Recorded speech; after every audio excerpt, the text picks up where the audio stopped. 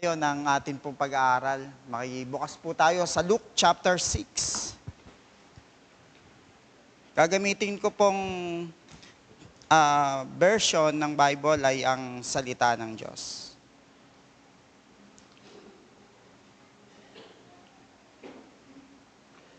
Luke chapter 6 po, verse 46. O Lucas, kabanatang 6, ang talata po ay 46 hanggang 49. Sabi po dito, bakit ninyo ako tinatawag na Panginoon, gayong hindi naman ninyo sinusunod ang mga sinasabi ko? Sasabihin ko sa inyo kung ano ang kahalintulad ng taong lumalapit sa akin, nakikinig, at sumusunod sa mga sinasabi ko. Katulad siya ng isang taong humukay ng malalim at nagtayo ng bahay sa pundasyong bato. Nang bumaha at dinahaanan ng malakas na agos ang bahay, hindi iyon nayanig dahil matibay ang pagkakatayo. Ngunit ang nakikinig sa mga sinasabi ko, pero hindi naman ito sinusunod, ay katulad ng isang taong nagtayo ng bahay na walang matibay na pundasyon. Nang bumaha at dinaanan ng malakas na agos ang bahay, nagiba ito at lubusang nawasak. Pagpalain ng Panginoong Diyos ang pagkabasa ng kanyang buhay at hindi po nagkakamaling mga salita. Ang title po ng ating pag-aaralan, mga klase ng professing Christian. Nagagalak po kaming mag-asawa, mga kapatid, na makasama po ninyo sa araw na ito. Lalo na po ang inyong lingkod, hindi lang galak yung nararamdaman ng puso, nararamdaman ko rin po na kinakabahan ako. Hindi ko po alam kung bakit po tinetest ko yung aking heart rate kasi may sakit po akong tumataas po yung aking heart rate. Baka ito ay atake na naman, no? Pero hindi po, normal lang po pala, nakabahan po. So, yun po, bago po ako magpatuloy sa pangangaral, nais kong pasalamatan po muna, unang ating Panginoong Diyos sa kalooban niya na kaming mag-asawa po, ay makasama ninyo sa araw na ito ng inyong pagsamba. Namimiss ko ang mga kapatid sa church, pero nandito po yung presence ko na nagagalak po kami na makasama po ninyo ngayong araw po na ito. Pangalawa po, salamat po kay Pastor Eric sa pag-imbita sa akin para mag-preach sa inyo sa umagang ito ng salita ng Diyos. Pangatlo po, sa inyo na mga kapatiran sa SGBC na patuloy po ang inyong mainit na pag-welcome po sa amin. So maraming salamat po. Mga kapatid, ang anumang bagay po para matiyak po natin kung ito po ay tunay, sinusubok po natin ito sa pamamagitan ng ating nalalaman na paraan para ito ay masuri kung ito ba ay tunay. Hindi tayo basta-bastang maniniwala sa isang bagay, no? Lalo na kung ito ay importante at mahalaga, kung hindi natin ito susuriin, like yung ginto, no? Hindi tayo agad-agad maniniwala kung ginto ba ito, kung hindi natin ito ipasusuri. So, dahil madali na pong gayahin ng tunay, ang hindi tunay. Sa itsura pa lang na panlabas, parang akala mo na ay tunay na tunay, pero kapag sinuri mo at binuksan ang loob niyon, dun pala natin malalaman kung legit ba yon o peke. Si Kristo po ay una na pong nagturo tungkol sa pagiging mabuti ng tao. Makikita po natin yan sa kanilang pamumuhay. Sabi ni Kristo, sa verse 43 hanggang 45, sabi ni Christ dito, ang mabuting puno ay hindi namumunga ng masama, at ang masamang puno ay hindi namumunga ng mabuti. Ang bawat puno ay nakikilala sa bunga nito. Ang matitinik na halaman ay hindi namumunga ng igos o ubas. Ganon din naman ang tao. Ang mabuting tao ay nagsasalita ng mabuti dahil puno ng kabutihan ng puso niya. Ngunit ang masamang tao ay nagsasalita ng masama dahil puno ng kasamaan ng puso niya. sapagkat kung ano ang nasa puso ng isang tao, yun din ang lumalabas sa kanyang bibig. So sabi ni Christ sa kanyang mga disciple, kung ano man ang nasa puso ng tao, yun din ang lumalabas sa kanyang bibig. Ibig sabihin, malalaman natin kung mabuti ang isang tao sa pamamagitan ng kanyang pinapakitang pamumuhay. So, ang turo ng Panginoong Jesucristo sa mga disciple at turo sa atin ay pagpapaalala kung paano tayo mamuhay bilang mga disciple o alagad ng ating Panginoon. So, isinulat ni Lucas ang mga salita ni Kristo na ito, na itinuro sa kanila, yung mga bagay na dapat nilang matutunan mula sa verse 1, yung sa Sermon of the Mount, hanggang dito po sa pagtatapos ng sermon ni Jesus, sa kanila isinulat yan ni Lucas para din naman ituro ito sa atin. Isa na nga po rito, ang pagtuturo ng Panginoon tungkol sa nagpapahayag na sila ay alagad ng Panginoon. So ito yung text natin. May 3 klase po sa talata ang professing Christian sa binasa natin. Ano po yun? Una, the professing Christian without practice. Verse 6, ano yung sabi niya? Bakit ninyo ako tinatawag na Panginoon, gayong hindi naman ninyo sinunod ang sinasabi ko? Ito po ay turo ng ating Panginoong Jesucristo sa mga taong kausap niya sa panahong ito. At nagbibigay ho siya ng mensahe tungkol sa kanila kung sino yung nararapat na tumawag ng Panginoon sa Kanya. Pinaliwanag ni Jesus sa mga disciple niya, sa mga alagad niya, na hindi lahat ng tumatawag sa Kanya ng Panginoon ay katunayan na sila ay mga tunay na alagad niya. At ang mga practices na pangreliyon, tinuturo ni Jesus ay hindi sapat para masabi nilang sila ay mga alagad niya. So, hindi po mismo, mismo po ang Panginoon ay tinuwid ang mga nagpapanggap o nagpapakilala na sila'y mga alagad ng Panginoong Jesucristo. Kanina, binasa po natin sa scriptures reading yung Matthew chapter 7. Pero bago po yon, nagbanggit si Matthew sa verse 21. Ano po yung sabi niya? Marami ang tumatawag sa akin ng Panginoon, pero, ito yung sabi ni Matthew, hindi ito nangangahulugan na makapapasok sila sa kaharian ng langit. So bakit ganon? Tinawag ng Lord si Jesus, pero hindi sila welcome sa kingdom ni Jesus. Naisip niyo po yon? Marami ang tumatawag, sabi ni Jesus, sa akin ng Panginoon. Pero nilinaw niya, hindi ito nangangahulugan na makapapasok sila sa kaharian ng langit. Posible po lahat tayo tumatawag ng Panginoon sa ating Panginoong Jesucristo. Hindi lamang yung naririto sa chapel ng SGBC, maging sa chapel, sa Logos, o sa lahat ng simbahang nagdadaos ngayon ng pagsamba. Lahat po sila tumatawag ng Panginoon kay Jesus. Pero, ano yung nangyari? Bakit sinabi ni Jesus sa kanyang turo na mayroong hindi makakapasok sa kanyang kingdom na tumatawag sa kanya ng Panginoon? So, klaruhin natin, Alam natin yung talatang ito ay patungkol sa judgment ng Panginoon. Di po ba?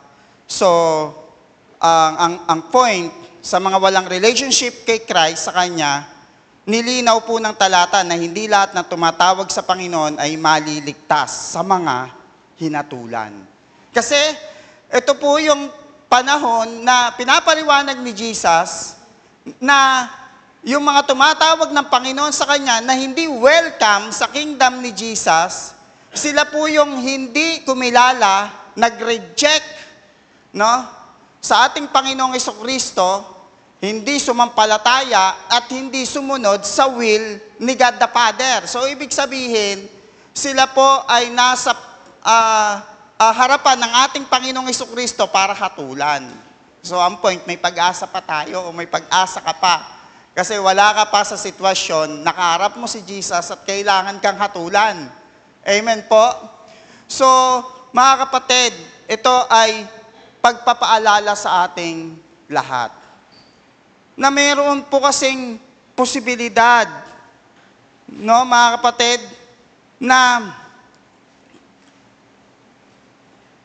mayroon pong posibilidad na tayo po na nasa gawain ng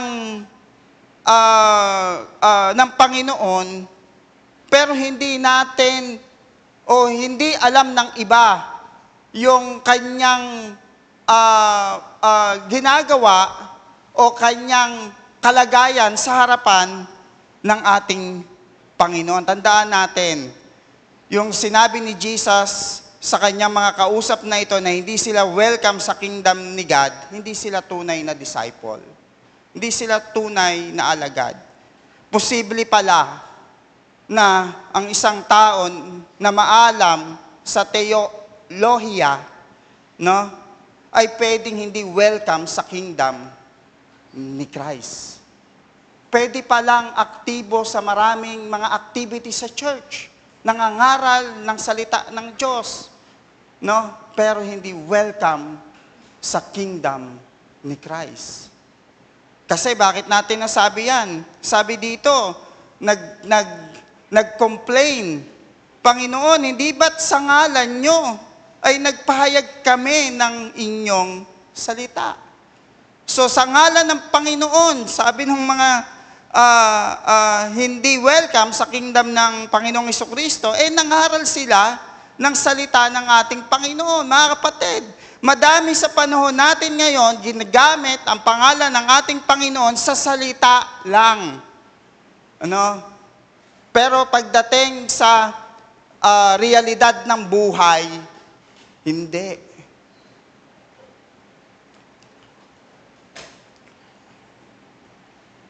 Kaya mga kapatid, ito ay paalala sa ating lahat. Hindi katunayan na tayo ay nagpo-profess na mananampalataya, nangangaral ng salita ng Diyos, ay nakatitiyak tayo na, o nakatitiyak ang tao na siya'y pagdating ng panahon ay iwe-welcome ng ating Panginoong Jesucristo sa kanyang kingdom. But, alam natin na merong posibilidad at malaki ang tsansa ng isang tao na siya'y makakapasok sa kaharian ng Panginoon dahil may promise si God. Ang sino mang sumampalataya sa Kanya ay hindi mapapahamak, kundi magkakaroon ng buhay na walang hanggan. Pero hindi doon nagtatapos yung promise na yon, kundi ito ay nagsisimula pa lang at dapat ipagpatuloy ng mga nagpo-profess. Sana, gayon ang ginagawa natin. Sana doon tayo nakikita ng ating Panginoon sa pamumuhay natin bilang mga nagpapahayag na tayo ay mga alagad ng Panginoong Jesucristo.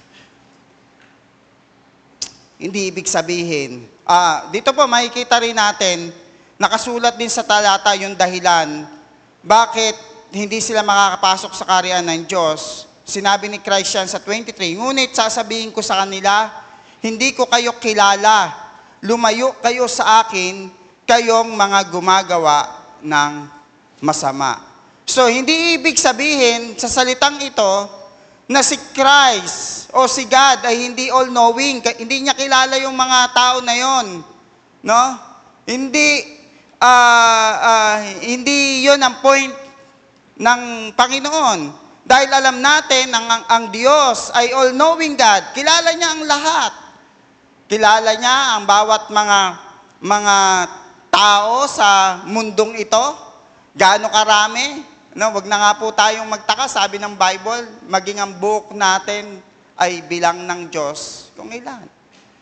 Alam ng Panginoon na nagtitipon-tipon tayo ngayon. Alam ng Diyos kung ilan ang attendance natin ngayon sa SGBC. Alam ng Panginoon kung tayo ay may umaawit ng may reverence at kay God kanina. At alam natin kung yung heart natin ay walang pag-aalinlangan na ibigay yung ating handog sa ating Panginoon. At alam din ng Diyos kung ilang beses kang tumatayo, pumupunta ng CR. Alam din ng Diyos kung tinitingnan mo yung cellphone mo habang nagpipreach ang pastor. At alam ng Diyos na habang nagpipreach yung pastor, ikaw ay nakikipag-usap sa katabi mo. Alam ni God ang lahat. Kaya hindi ba? Dapat mamangha tayo sa Diyos na ito. Kasi alam niya ang lahat ng bagay. Alam niya, kilala niya kung sino tayo. Kaya sa tingin po natin, yung demand ba ng mga taong ito na hindi sila winelcome ni Jesus ay acceptable kaya ito sa tingin ng ating Panginoon? Pero hindi eh. Sabi ni Jesus, may problema sila.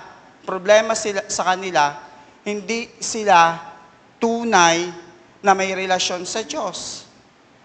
Yun yung word na hindi kilala ng ating Panginoon, ang mga taong ito, because wala sila talagang tunay na relationship kay Christ.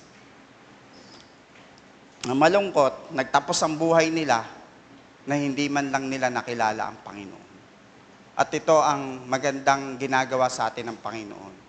Kung ikay wala ka pang tunay na relationship kay Christ sa ating Panginoon, ito po ang good news, may pag-asa ka. No? Pakinggan mong mabuti ang gospel, panghawakan mo, paniwalaan mo, na si Christ lang ang tanging Savior para magkaroon ka ng, para i-welcome ka niya sa kanyang kaharian. Mga kapatid, palatandaan ito sa mga taong walang anumang relasyon sa Panginoon. Yun ang dahilan. Kaya hindi sila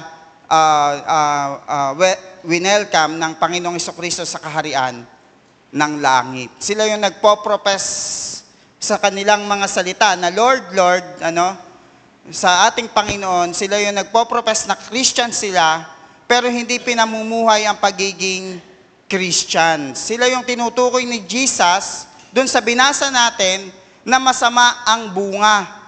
Sila yung hindi nagpasakop sa pagkapanginoon ng Panginoong Jesucristo. Hindi sila nag-submit sa lordship ni Christ. At hindi nila sinunod yung will ni God sa kanilang buhay. Mga kapatid, paalala po ito sa ating lahat. Kung pinapayag natin si Jesus ay Panginoon natin, mag-submit tayo sa authority ng pangalan ng ating Panginoong Jesucristo na Lord. Maging totoo si Jesus sa buhay natin na Lord natin siya. Magpailalim tayo sa kanyang pagkapanginoon sa atin. Sundin natin yung plano niya sa buhay natin. Alam nyo, walang plano si God sa kanyang mga anak na sa huli ay masama. Tandaan nyo po yan, mga kapatid. Oo, maaaring may pinalan si God sa atin nung una ay masama. Gaya po nila Joseph, nila Moses, nila Daniel. At wag na tayong lumayo, si Jesus. Hindi naging smooth ang kanilang pamumuhay nung sila ay nandito sa daigdig na ito. Pero sa huli, nagdulot ito ng mabuti sa atin. Lalo na yung plano ng God the Father kay Jesus para mamatay siya para sa ating mga kasalanan. Nilinaw po yan sa Acts chapter 2 kung ano po yung will ni God sa kanyang anak para sa kaligtasan po natin. Naniniwala ako na yung hindi winelcome ni Jesus sa kanyang kingdom, naniniwala akong parehong hindi ito ginawa. Yung sovereign will ni God and yung command will ni God na na na yung kilalanin, sampalatayanan ng Panginoong Jesucristo na dapat sampalatayanan pero ni-reject, no? And then hindi nila sinunod yung utos ng Panginoon na humayo at i-preach ang gospel. So kapatid, ikaw ba yung Kristiyanong nagpapahayag pero hindi active sa spiritual na gawain ng ating Panginoon? Mahusay tayong makisama sa iba, pero pagdating sa church, sa mga gawain na kasama ang mga kapatiran, matamlay tayo. Kamusta yung spiritual health natin? Malusog ba tayo o matamlay? Kapatid, pinapaalalahanan tayo ng salita ng Diyos na once na nag-profess tayo na Christians, panindigan natin ito, hindi lang sa salita, kundi sa gawa. Pangalawang klase ng professing Christian. Professing Christian with obedience. Tingnan niyo po yung 47-48. Sasabihin ko sa inyo kung ano ang kahalintulad ng taong lumalapit sa akin, nakikinig at sumusunod sa mga sinasabi ko. 48. Katulad siya ng isang taong humukay ng malalim at nagtayo ng bahay sa pundasyong bato. Nang bumaha at dinaanan ng malakas na agos ng bahay, hindi iyon nayanig dahil matibay ang pagkakatayo. Dito po sa talatang ito, pinapaunawa naman ni Kristo na mas mainam ang sumunod kaysa magsalita o gumawa kaysa magsalita. Gaya ng kanyang binanggit nung una at ibinigay niya po yung nagbigay siya kung ano ang magiging katulad ng isang Kristiyanong sumusunod. Isang Kristiyanong masunurin sa kanyang kalooban. Ano po yung turing ng ating Panginoong Jesucristo sa isang tao na nakikinig tapos sinusunod ang napapakinggan? Tinuring po siyang matalino sa Matthew chapter 7 verse 25 or 24 kanina sa binasa natin. Pinaliwanag ni Matthew ang ibig sabihin ni Luke dito po sa talatang ito. So ang taong matalino, alam natin, pinaghahanda niya yung posibleng kapahamakan na mangyayari sa buhay niya. Yung po bang sinisigurado niya ang kanyang kaligtasan. Gaya siya ng taong magtatayo ng bahay na tinitiyak ang pundasyon ay nasa ibabaw ng bato. Yung assurance wala sa bahay. Ang assurance nasa pundasyon ng bato. Alam nyo, naalala ko po, nung nagsisimula kaming magtayo ng chapel, alam nyo kung ano lang yung plano sa chapel namin? Gagawa lang po kami ng mga posteng kawayan. Yung bang, dahil wala pa ho kaming pinagtitipunan noon, para hindi na kami umupa ng chapel, doon na kami sa lupang hinuhulugan namin. At magtatayo muna kami ng ordinaryong parang lugar, panambahan. Sinabi ko po ito sa biyanang ko kasi yung biyanang ko po foreman. Alam nyo kung ano po yung pinayo niya.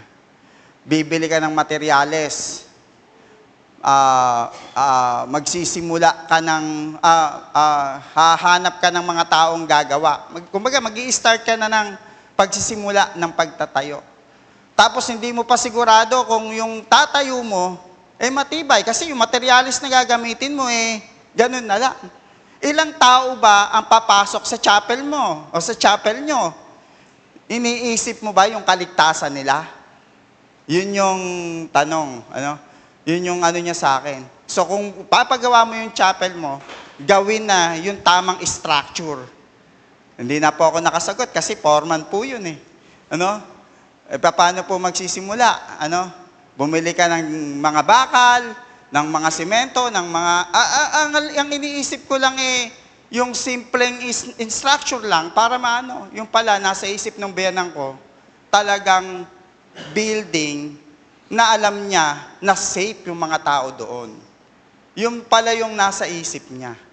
Ano? So, naalala ko po, mga December ko po yun sinadya sa kanya, pero dahil wala kaming hawak na financial during that time,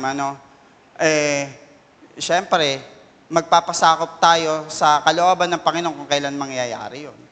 No? Pero nung January, nagdesisyon po kami ng ganon. Ang Diyos din naman po mismo ang nag-provide para makapag-start po kami ng pagpapagawa ng chapel. Alam nyo, nakikapit bahay muna kami habang tinatayo ang chapel. Doon po kami nakisilong sa tabi po ng, sa barangay po, yung katabing bahay namin. Doon ho kami nagdaos muna pansamantala ng gawain. Ang point ko po doon, pwede naman magtayo doon para hindi na kami makisilong di po ba? Pero dahil sa matalinong pagpapayo nung biyanan ko at nakatulong naman po yon dahil safe yung lugar, natayo ng maayos at nung naalala ko nga po nung lumindol, alam niyo po kung saan kami nagpunta? Nagpunta po kami sa loob ng chapel. Hindi po kami nagpunta doon sa may bahay na tinayo namin kasi alam ko po yung structure o yung pagkakagawa ng bahay namin sa labas na hindi gaya nung nasa chapel. So alam namin, medyo kahit lumindol ito, safe kami dahil nakita po namin kung gaano tinayo iyon ng may katatagan. So, ganun po pala yung pinopoint ni Jesus. No? Hindi bahay ang kailangang siguraduhin. Ang siguraduhin ay yung pagkakatayo kung saan tinayo ang bahay. Yung po pala yung dapat nating matiyak. No? Sabi ni Paul, yung bahay natin ay itong buhay na meron tayo. Kamusta yung ating foundation sa ating pagiging Kristiyano? Ito ba ay nakatayo sa ibabaw ng ating Panginoong Jesucristo? Alam natin, yung tinutukoy ni Jesus na foundation dito ay walang iba kundi siya.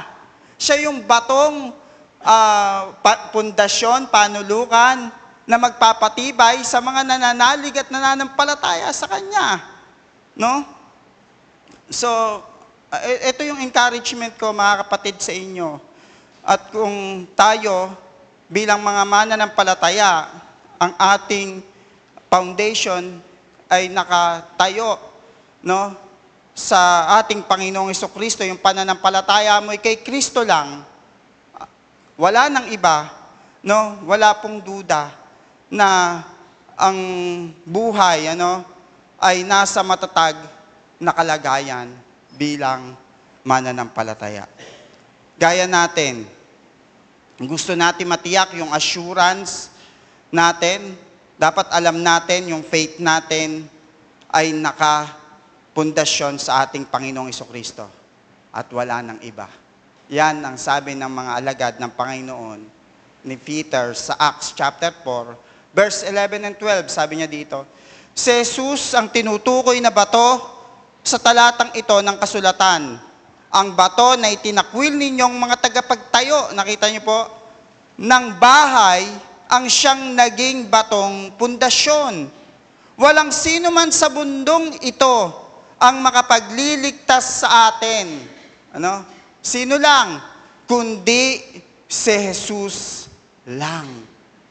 Mga kapatid, ano man yung pwede mong panghawakan na hindi si Kristo ang pinakahigit sa lahat, maano yan, mabuwal yan, hindi yan matatag. Pero kung si Kristo sa lahat ng bagay at sitwasyon ng buhay mo, siya yung nakapundasyon sa pananampalatayang meron ka. Di ba? Ano yung sabi ng Panginoong Jesucristo dito? Sa kanyang binanggit, siya po ay magiging matibay. Tingnan niyo po sa verse 48.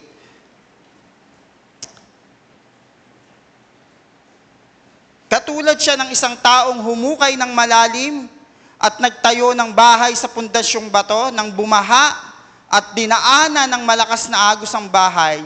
Hindi iyon nayanig dahil matibay ang pagkakatayo. So, kapag ang salita ng Panginoon ay pinakinggan natin, sinunod natin ito, sabi ni Matthew, gaya daw tayo ng matalino at magiging matibay daw tayo. Napansin niyo po yun? Sa lahat ng sirkumtansya o sitwasyon ng buhay natin, ibig sabihin po, sa lahat ng pwedeng mangyari sa atin, kapag ang salita ng Panginoon at si Christ ang foundation natin, matibay tayong mapagtatagumpayan ang lahat ng iyon. Hindi ka kayang tuksuhin para magkasala. Hindi ka kayang dayain para ilayo ka sa Panginoon. Mga kapatid, magiging matibay ang ating pagkakapit sa Panginoon. Hindi yan dahil sa kung ano yung kaya nating gawin. Hindi yan dahil sa meron tayong pwedeng may pagmalaki, dahil sa magagawa natin. Kundi dahil yan sa salita ng ating Panginoon na napapakinggan natin at sinusunod natin. Ang isang matalinong tao, tinitiyak niya ang security, assurance ng kanyang salvation. Wala nang other foundation sa salvation natin, kundi si Christ lamang. Pangatlo, at ang panghuli, contrast ito sa pangalawa, professing Christian without care. Sabi ng 49, ngunit ang nakikinig sa mga sinasabi ko, pero hindi naman ito sinusunod, ay katulad ng isang taong nagtayo ng bahay nang walang matibay na pundasyon. Nang bumaha at dinaanan ng malakas na agos ang bahay, nagiba ito at lubusang nawasak. So nakita ho natin yung pangalawa na contrast naman sa nabasa natin sa pangalawang punto natin. Yung pangalawang punto, nakinig sa salita ng Diyos, sinunod. Pero ito, nakinig siya, pero hindi niya sinunod. Nakuha niyo po yung pinopoint ng ating Panginoong Jesucristo. Sabi naman ni Matthew, ito ay hinalintulad sa isang mangmang. So, madaming ganito pong tao, lalo na sa mga Christian na mga grupo na nagpo-profess na mga believer, Christians, pero ang problema, parang hindi yata napipick up o hindi nagsisik in yung mga salita ng Diyos na kanilang napapakinggan. Parang gaya ng mga Israelita, naalala ko po yung history ng mga Israelita sa panahon po ni Ezekiel. Tingnan niyo po yung Ezekiel chapter 38, verse 30 and 33. Sabi dito ng Panginoon kay Ezekiel, sinabi sa akin ng Panginoon, pinag-uusapan ka ng mga kababayan mo kapag nagtitipon sila sa pader at sa pintuan ng bahay nila. Sinasabi nila sa isa't isa, halika kayo, pakinggan natin si Ezekiel kung ano ang sasabihin niya mula sa Panginoon. Kaya magkakasamang pumunta sa iyo ang mga mamamayang ko. Ito, ang sabi ni Jesus, ano ang nakita ng Panginoon? Na nagpapanggap lang na gustong makinig sa iyo. Pero hindi nila sinusunod ang mga sinasabi mo.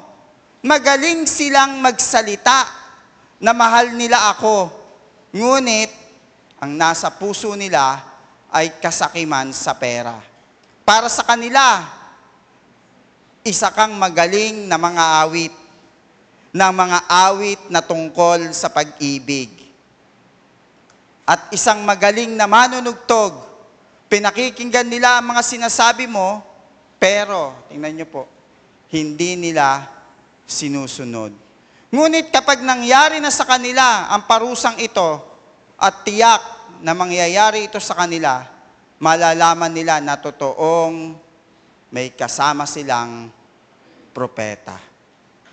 Sa panahon ng lumang tipan ay napakahalaga ng gawain ng isang propeta. Kasi sila yung nagdadala ng mensahe. Walang pinagkaiba sa panahon ng Panginoong Jesucristo.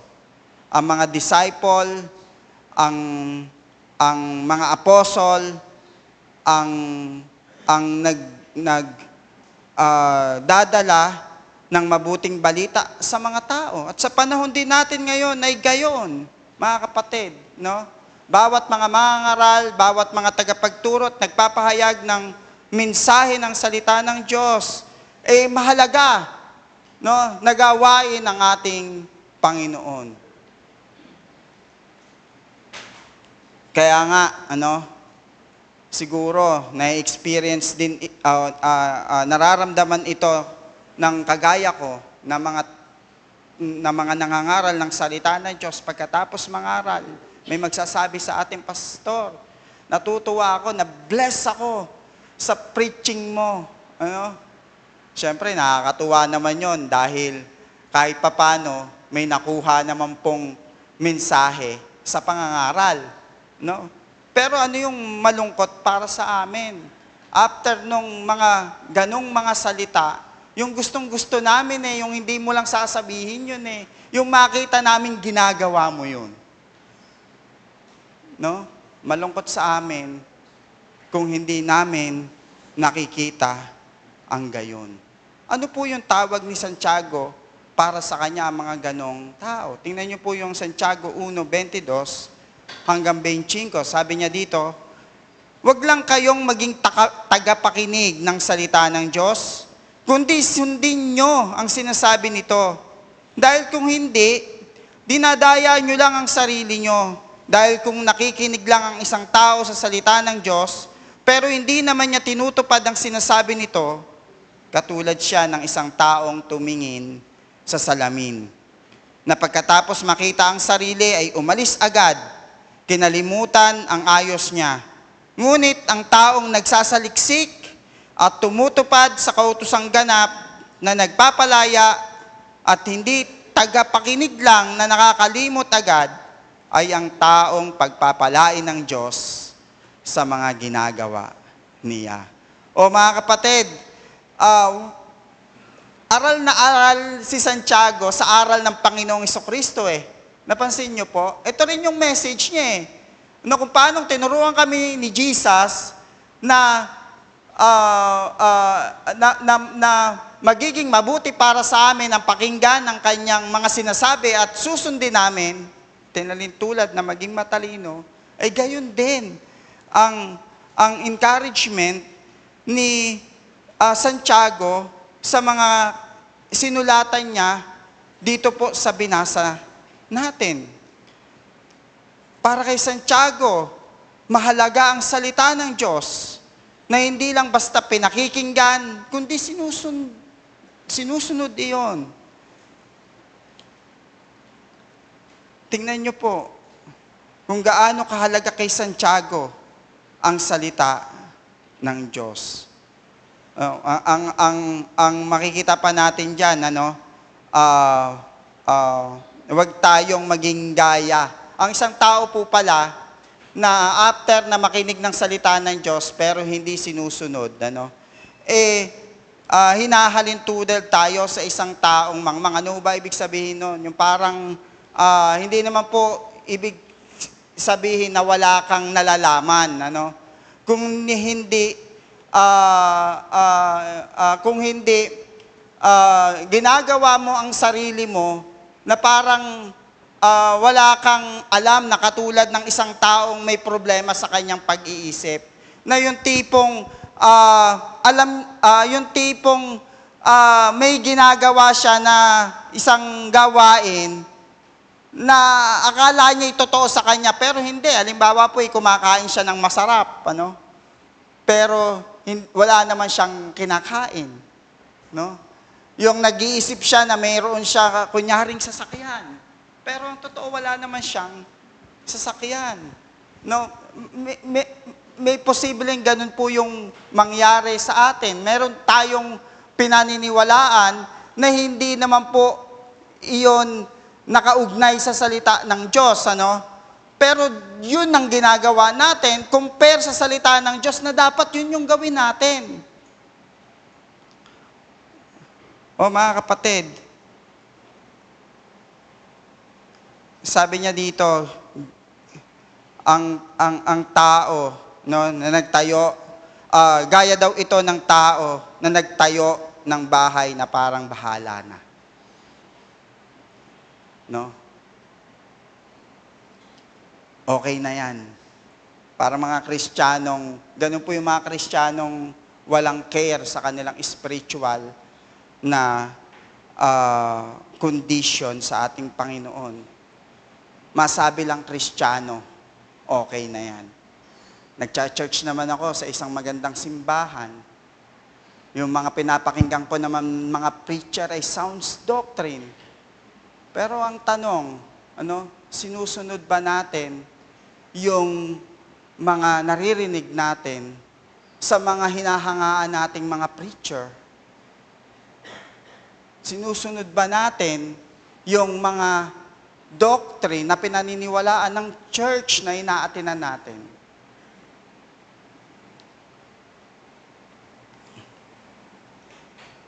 Kaya, ano sabi ng Panginoon? Kaya pag daw dumating ang pagsubok, no? Dumating ang ulan, inagos ang bahay, madali daw po iyon na mabuwal. So ano po ang kasing kahulugan nun? Dumating ang pagsubok, ang mga tukso, madali tayong maapektuhan, no? Dahil walang pundasyon na matibay mula sa salita ng Diyos. Pansinin niyo po ang mga taong walang care sa kanilang spiritual na condition. Pagdating sa kanilang buhay, pananampalataya, konting sakit lang, ayawan na. No? Wala lang, sabihin na natin yung simpleng problema. No? Wala lang financial na, magandang financial estado sa kanilang buhay. No? Hindi mo na makikita sa mga gawaing makapagbibigay ng paglago at para maging healthy ang kanilang spiritual na condition sa harapan ng ating Panginoon. Hindi ba yan yung mga taong walang care sa kanilang buhay spiritual na tinuturing at tinahalin tulad ng Panginoon sa isang taong walang alam? Mga kapatid, ano yung pinagdadaanan natin sa buhay? Meron po ba dito na may matinding sakit? May problemang matindi sa kanyang pinansyal? May problema sa kanyang mga anak? No? Ang encouragement ko po sa inyo, malalagpasan yan sa tulong ng Diyos. Pero, ang pinakamatinding problema ay hindi iyon. Yung ito, katulad ng unang binanggit natin, na hindi sila winelcome ng Panginoong Jesucristo sa kanyang kingdom. Hindi na malalagpasan ng tao ang judgment kapag ka nandoon na. Mga kapatid, wag sana ho nating baliwalain ang salita ng Diyos. Kung susundin mo ito, makakabuti sa iyo. Yun po yung totoo eh. Kung babaliwalain mo ito, makakasama sa iyo. Sa akin pong pagtatapos, meron pong sinabi si John Stott sa kanyang book na Christian Belief. Sabi niya dito, Christian is not primarily a creed. No, kahit alam mong i-recite ang Apostle Creeds, posibleng meron pong nakapagre-recite niyan na hindi siya Christian. Christianity is not a code of conduct. No, maraming tao na naniniwala siya magpakabuti ka lang, masunod mo lang yung mga moral na gawain,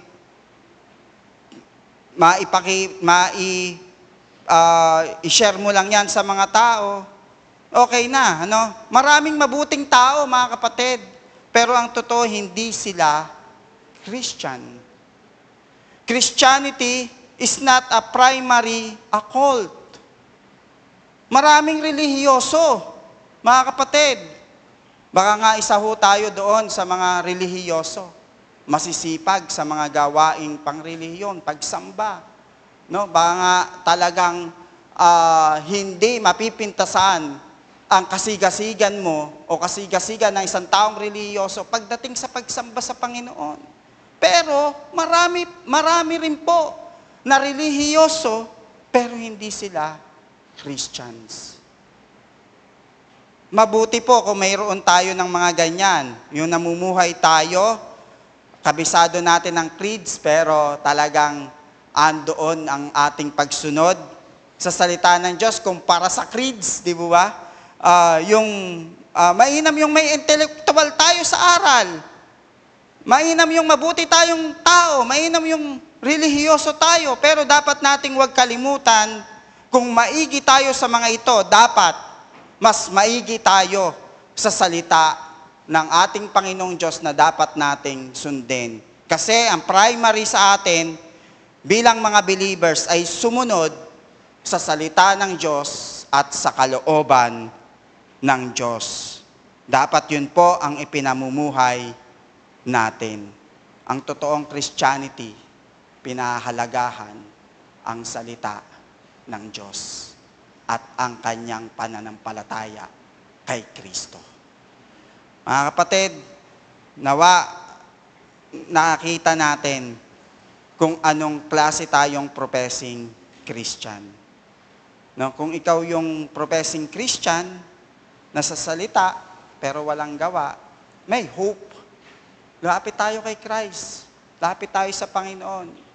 Magpabago tayo sa Kanya at hingin natin yung help niya na tulungan tayong maging Kristiyanong masunurin gaya ng pangalawa. Kung ikaw ay Kristiyanong masunurin, magpatuloy ka, kapatid. No? Kailangan ka ng ministry ng SGBC, kailangan ka ng sa maraming pagkakataon para makahelp sa kingdom ng Panginoon, para ito ay mag-grow. Isa ka sa instrument ng Panginoon para mas lalong mag-grow. Hindi lang ang church, kundi ang spiritual relationship mo sa ating Panginoon. At kung tayo sa sarili natin, nakikita nating parang ako yung pangatlo na professing Christian pero walang care sa spiritual na buhay ko. Ito yung pagkakataon na para mag-response, i-desire. Panginoon, gusto ko sana yung maging katulad nung pangalawa. Tulungan niyo po akong magawa ko ito sa biyaya mo, sa tulong mo, at sa napakalaking awa mo. Walang hindi kayang gawin ng Diyos para sa atin. Yun lang po, tayo po ay manalangin. Panginoon, maraming